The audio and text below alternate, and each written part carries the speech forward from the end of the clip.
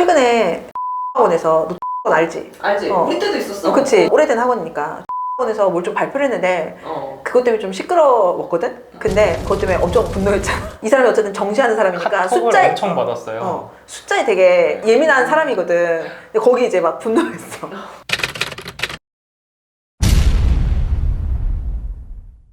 처음에 이제 카톡을 너무 많이 받아서 이거 맞냐고. 그래서 처음에는 이제 제가 그냥 그렇게 주장을 할 수는 있을 것 같다 이렇게 답변을 드리고 말았는데 이제 계속 기사화가 되고 이슈화가 되니까 제가 좀 어떤 얘기를 했는지를 찾아봤었어요. 찾아봤더니 70%컷 기준으로 해서 성균관대가 이제 전체 대학 중에 3등쯤 하고 연세대학교가 문과 모집단이 따로 따졌을 때 한 6등쯤 해서 성균관대가 연세대를 이겼다. 뭐 이런 이제 기사가 많이 나왔더라고요. 이제 대학마다 보면은 그 전년도에 이제 합격자 70% 컷을 이제 보통 발표를 해. 보통 일반적으로 연대가 이제 성대보다는 점수가 높을 거 아니야? 일반적으로는 높은데 학원에서 100분위로 했을 때 성대가 연대를 이겼다 이러면서 이제 발표를 한 거야. 제가 내용을 좀 살펴보니까 통계적으로 봤을 때 이제 학부모님들이 많이 속으실 만한 요소들이 조금 있더라고요. 그래서 일단 첫 번째는 이제 양 학교의 70% 컷을 비교했다는 것 자체가 좀 문제가 있는 게 70% 선까지를 비교를 했을 때는 A 학교와 B 학교를 구분했을 때 A 학교가 더 높게 나오더라도 마지막 100%선, 문을 닫고 들어가는 마지막 학생을 비교를 했을 때는 당연히 다를 수 있죠. 그러니까 통계적으로 70%라는 게 갖고 있는 의미 자체가 좀 문제가 있는 것 같고, 그 다음에 이제 두 번째는 거기서 발표한 자료가 국어, 수학, 탐구 이렇게 세 과목을 이제 탐구는 두 과목을 합산해서 이제 100점씩으로 넣겠죠, 100분위를.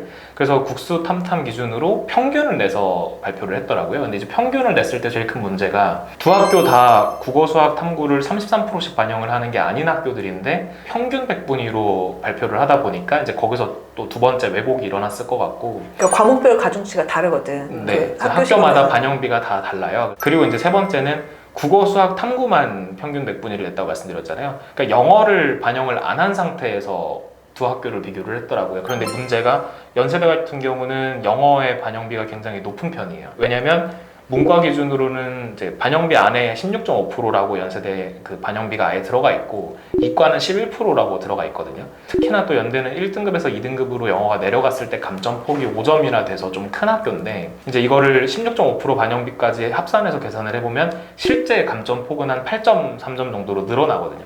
이제 이과는 이제 한 5.5점 정도로 늘어나고 그래서 실제로 2등급 받은 학생들은 연세대를 아예 지원을 못해요. 일반적으로는 그 나는 연대를 못 써 약간 이렇게 생각하는 경향이 있어. 네, 그래서 이제 영어를 2등급 받으면 보통은 이제 연고대 중에서는 고대를 쓰는 게 맞고 이제 근데 성균관대는 100점에서 3점밖에 감점을 안 하더라고요. 97점 이제 이렇게 되어 있는데 그러면 당연히 영어를 좀 덜 잘 본 학생들은 성균관대를 쓸 수밖에 없고 국수 탐탐 나머지 과목을 똑같이 맞다고 쳤을 때 영어가 1등급인 학생들이 연세대에 더 많은데 그 부분이 반영되지 않은 자료로 연세대학교가 성균관대보다 더 학생들의 성적대가 낮다라고 얘기하는 거는 조금 문제가 있었죠. 그 자료 안에서만 봐도 세 가지 문제점이 있었고 이제 그 자료 밖에서 이제 드러나지 않은 부분은 학교마다 그 탐구 과목을 반영을 할 때는 변환표준 점수라는 걸 쓰거든요.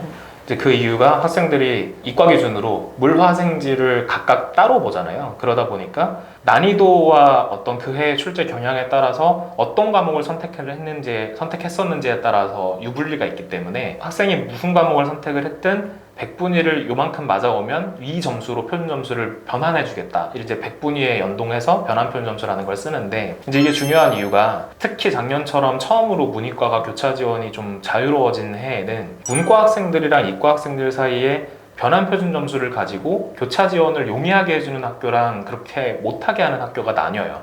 이제 대표적으로 상위권 학교 중에 이과 학생들의 문과 교차 지원이 좀 용이하게 해준 학교가 연세대였어요. 그래서 연세대학교는 사탐 기준으로는 100분위 100, 내가 100분위를 100을 맞은 과목을 사탐은 66점으로 쳐줬고 과탐은 71점으로 쳐줬거든요.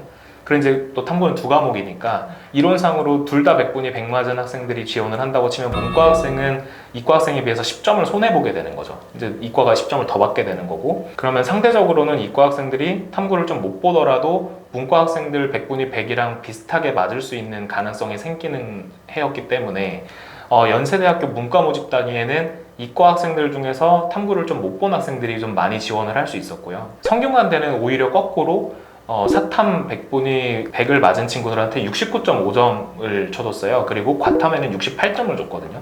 그러니까 이과 학생들이 성균관대 문과를 교차 지원을 하기 위해서는 1.5점 정도, 과목당 1.5점 정도를 오히려 손해보고 들어가야 되는 게임이 돼서 성균관대는 문과 모집 단위를 문과 학생들한테 좀 지켜주려고 했었던 거고요. 연세대는 이과 학생들이 문과 모집 단위로 지원하기에 좀 용이하게 만들어줬었던 학교였어요. 그리고 그 학생들은 보통 국어, 수학은 시험을 좀 잘 보고 탐구는 좀 덜 잘 본 친구들이겠죠. 그러니까 애초에 연세대학교 문과 모집 단위에 이과 학생으로서 교차 지원을 한 친구들은 과탐 100분위가 낮을 수밖에 없는 상황이었고, 그런 상황에서 100분위 기준으로 두 학교의 입결을 비교를 하니까 총 4가지의 통계적 오류가 생겼던 거죠. 근데 이 부분이 그 자료에는 드러나지 않았고 그냥 뉴스에만 기사화가 되다 보니까 학생들도 많이 혼란스러워했던 것 같아요. 근데 물론 제가 저 기사의 그 댓글들을 좀 찾아봤었어요. 어떻게 반응들을 하셨는지. 그래, 뭐래요? 누가 그래도 성균관대랑 연대 다 붙으면 성균관대를 갔겠느냐 뭐 이런 식으로 반응을 하셨더라고요. 그래서 이제 많은 오해가 있진 않았을 것 같은데 이게 저희한테 질문이 좀 많이 들어왔던 주제라서. 비슷하게 최근에 또 그것도 있었잖아요. 마찬가지로 학원에서 서울대 네. 가지고 네네, 서울대랑 이제 약대 쪽 관련해서도 이제 비슷한 70% 컷 기준으로 해서 기사가 많이 나왔던데, 똑같은 통계적인 오류가 있었을 거라고 보시면 될 것 같고, 일반적으로 얘기하는 입결이라는 걸 비교할 때는 그 학교의 등록 인원 기준으로 70% 컷을 비교하는 게 아니라 마지막에 이제 합격한 학생을 기준으로 비교를 하는 거라서 기사가 나오더라도 조금 어느 정도는 걸러서 보실 필요가 있을 것 같습니다. 그러면은 뭐 학교마다 이렇게 변표 막 다 계산식 매년 다르고 과목별로 반영 비율도 막 너무 다르잖아요. 이렇게 하는 이유가 뭘까요? 일단 학교에서 뽑고 싶은 학생들의 결이 좀 다를 수는 있는데요. 이게 이제 역사를 좀 말씀드리면 2018학년도 이전에는 학교마다 반영비가 이렇게 다르진 않았어요. 그래서 실제로 학교별 환산 점수라는 걸 계산을 해봤을 때도 연고대식 점수가 똑같이 나오고 이랬었거든요. 근데 이제 그게 영어가 절대평가가 되면서 학교마다 좀 많이 달라졌는데, 이제 영어의 대략 반영비가 15%에서 20% 정도 들어가 있었거든요. 그런데 절대평가를 하면서 이 20%에서 15% 정도 들어있었던 영어의 반영비를 학교마다 다 찢어서 자기네가 원하는 쪽에다 갖다 붙였어요.